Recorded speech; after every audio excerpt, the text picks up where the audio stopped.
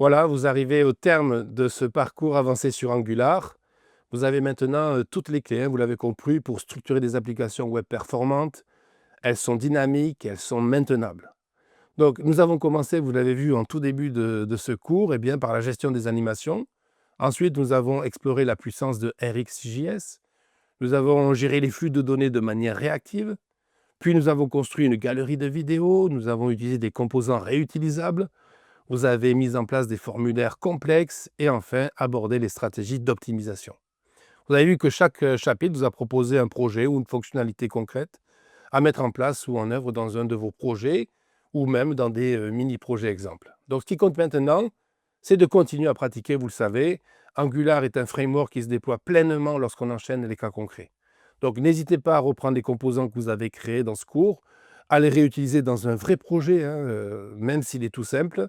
Cela vous permettra de pratiquer, de pratiquer et de pratiquer.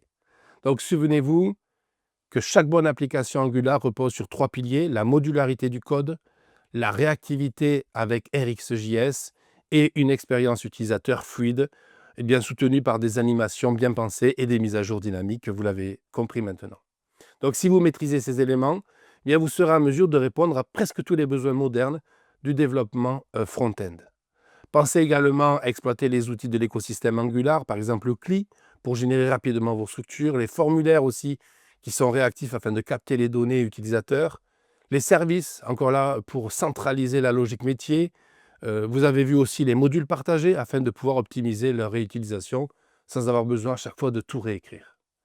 Donc ce cours n'est pas une fin en soi, mais bien une base solide. Donc à partir d'ici, n'hésitez pas à approfondir d'autres sujets, par exemple les tests unitaires, l'internationalisation ou même l'intégration en continu.